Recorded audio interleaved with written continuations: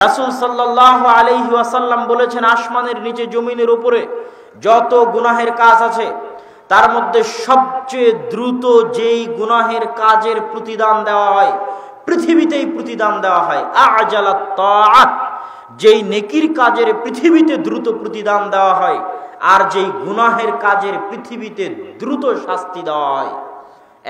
এক, যদি বিররুল ওয়ালিদাইন করে, আত্মীয়তার সম্পর্ক রক্ষা করে, তো এর প্রতিদান জান্নাতে কি হবে সেটা আল্লাহ জানে। কিন্তু দ্রুত মানুষের নেকির কাজের দ্রুত যে প্রতিদান আল্লাহ দুনিয়াতে দিয়ে দেন, তার একটা কাজ হচ্ছে পিতা মাতার সাথে ভালো সম্পর্ক রক্ষা করা, আত্মীয়দের সাথে ভালো সম্পর্ক রক্ষা করা। এর প্রতিদান আল্লাহ দুনিয়াতে দিয়ে দিবেন। আর যেই গুনাহের কাজের দ্রুত শাস্তি পরকালে কি দিবে আল্লাহ জানে।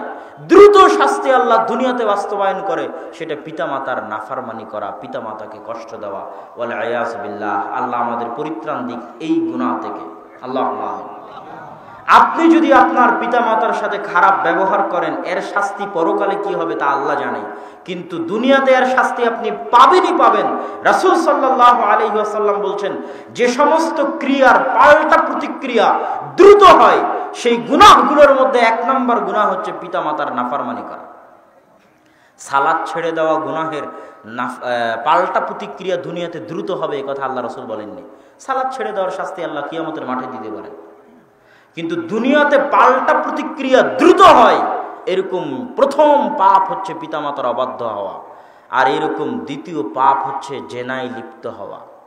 অবৈধ সম্পর্কে যদি কেউ লিপ্ত হয়, তাহলে এর শাস্তি এত দ্রুত হয় যে প্রত্যেক যাদের অবৈধ সম্পর্ক আছে তারা নিজ নিজ ইতিহাস, অতীত, বর্তমান, ভবিষ্যৎ অবস্থা যাচাই করে দেখুক, দুনিয়াতে এমন কেউ নাই যে অবৈধ সম্পর্কে লিপ্ত হয়ে সাথে সাথে শাস্তি পায়নি। এরকম কেউ নাই, কেউ নাই। হয় মানসিক শাস্তি পেয়েছে, এটা ইবনুল কাইয়িম বলছেন যে মানসিক শাস্তি পেতেই হবে। কেউ যদি অন্তর আল্লাহ ব্যতীত অন্য কাউকে দিয়ে দেয়, ওকে মানসিক শাস্তি পেতেই হবে। মানসিক শাস্তির ঠেলাতে আত্মহত্যা করে দিয়েছে। মেয়েকে ভালোবাসা দিয়েছে, মেয়ের জন্য অন্তর দিয়েছে, অবৈধ সম্পর্ক, প্রথম শাস্তি হচ্ছে মানসিক শাস্তি। মানসিকভাবে ওকে কষ্ট পেতেই হবে। দ্বিতীয় শাস্তি, যে কোনো মুহূর্তে অপমান হতে পারে, পরিবারে অপমান হতে পারে, সমাজে অপমান হতে পারে, বন্ধু বান্ধবের কাছে অপমান হতে পারে, হতেই হবে। তৃতীয় দ্রুত শাস্তি হচ্ছে দারিদ্রতা। অবৈধ সম্পর্কে যারা লিপ্ত হয় তারা দ্রুত দারিদ্রতার শিকার হয়ে যায়, ধন সম্পদ তাদের কাছ থেকে হারিয়ে যায়। সম্মানিত উপস্থিতি, তো বলছিলাম এই হামদ ও সানার মধ্যে আল্লাহ রাসূল সাল্লাল্লাহু আলাইহি ওয়াসাল্লাম কি বললেন? হে আল্লাহ, আপনার নিকটে পরিত্রাণ চাই, আমরা যে গুনাহগুলো করি এগুলোর তো পাল্টা প্রতিক্রিয়া আছে, ওই পাল্টা খারাপ প্রতিক্রিয়া থেকে আপনার নিকটে পরিত্রাণ চাই। ইমাম মাহদী এবং ঈসা আলাইহিস সালাতু ওয়াস সালাম যখন পৃথিবীতে ন্যায় পরায়ণের শাসন কায়েম করবেন, তখন একটা ডালিম খাবে একটা বংশ, একটা গ্রাম, একটা গাভীর দুধ খাবে একটা বংশ, একটা গ্রাম। তো আজকে যেই গাভী আছে ওই দিনও সেই গাভী থাকবে, আজকে যে ডালিমের গাছ আছে ওই দিনও ওই ডালিমের গাছই থাকবে। তাহলে আজকে ডালিমের গাছে এক গ্রাম এক বংশ কেন খেতে পারে না? আজকে একটা গাভীর দুধে এক গ্রাম এক বংশ কেন খেতে পারে না?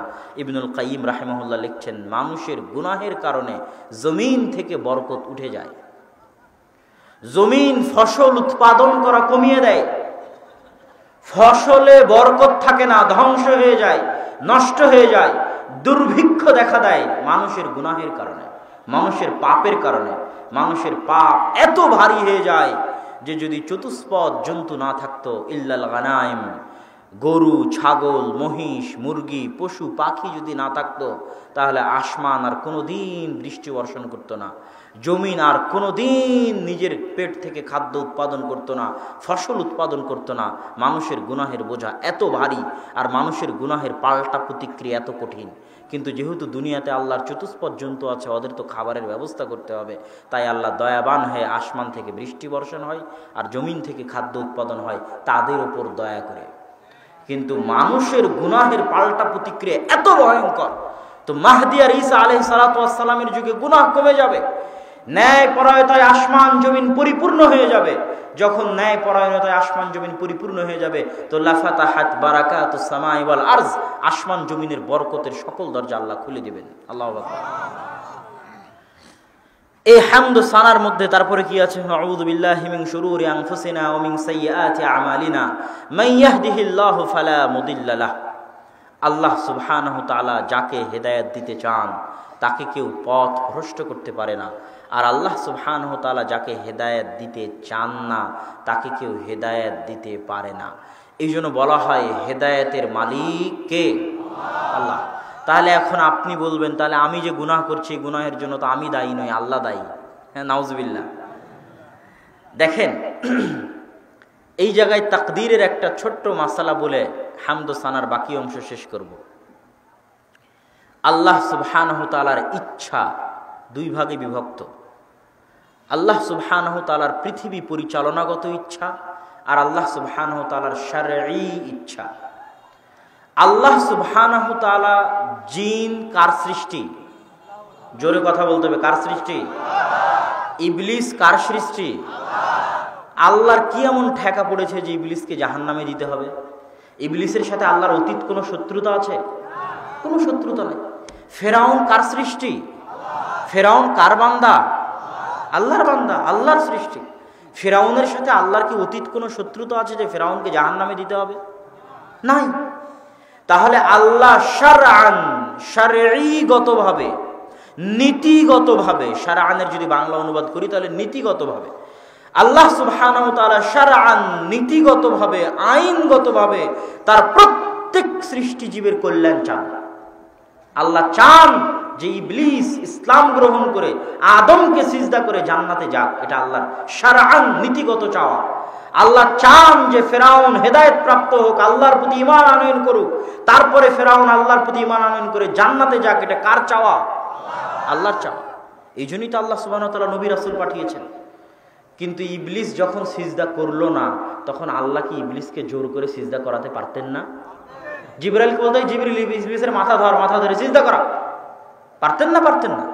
আলা কুল্লি শাইইন কাদির, সবকিছুর উপর ক্ষমতাবান, ফাআলুল লিমা ইউরিদ, যা ইচ্ছা তাই করতে পারেন।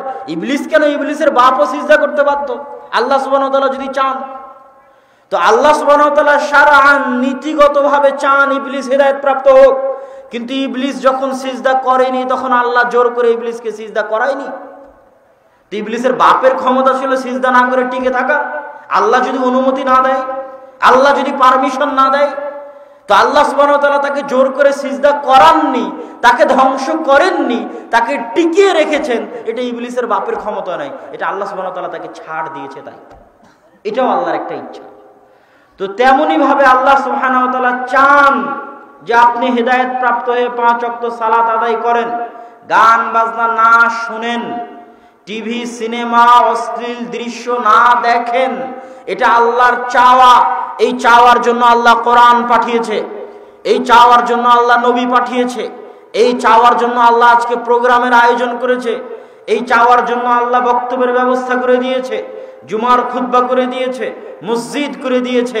এত কিছু করে দেওয়ার পরও যখন আপনি গান শোনেন আপনার কান কি বধির হয়ে যায়? কি কথা বলেন না যে কান বধির হয়? কিন্তু আল্লাহ চাইলে বধির করতে পারেন না? পারেন না? তোকে গান শুনতে দিব না, কেমনে শুনিস দেখি? পারেন বধির করতে। আপনি যখন অশ্লীল দৃশ্য দেখেন আপনার চোখ কি অন্ধ হয়? হয় না। আল্লাহ চাইলে অন্ধ করতে পারে না? পারে না? পারেন। তাহলে আল্লাহ শারআন চাচ্ছেন আপনি না দেখেন, কিন্তু যখন আপনি দেখছেন তখন আল্লাহ বাধাও দেয় না। তো ওই যে আল্লাহ বাধা দিচ্ছেন না, এটাও আল্লাহ সুবহানাহু ওয়া তাআলার একটা ইচ্ছা, একটা পারমিশন, একটা ছাড়। না হলে আপনার বাপের ক্ষমতা ছিল না যে আপনি দেখেন। ওই চোখও আল্লাহর দেওয়া, ওই কানও আল্লাহর দেওয়া। বুঝাতে পারিনি মনে? তাহলে মানুষ যে গুনাহ করে, এই গুনাহ মানুষ স্বেচ্ছায় করে, কিন্তু স্বেচ্ছায় করার মধ্যেও আল্লাহর ছাড় থাকে, আল্লাহর দেওয়া ক্ষমতা থাকে, আল্লাহর দেওয়া পাওয়ার থাকে, আল্লাহর দেওয়া সকল কিছু ব্যবহার করে মানুষ গুনাহ করে, আল্লাহ বাধা দেন না। কিন্তু আল্লাহ ওটা চানো না যে মানুষ গুনাহ করে, আল্লাহ শারআন চান যে মানুষ হেদায়েত প্রাপ্ত হোক।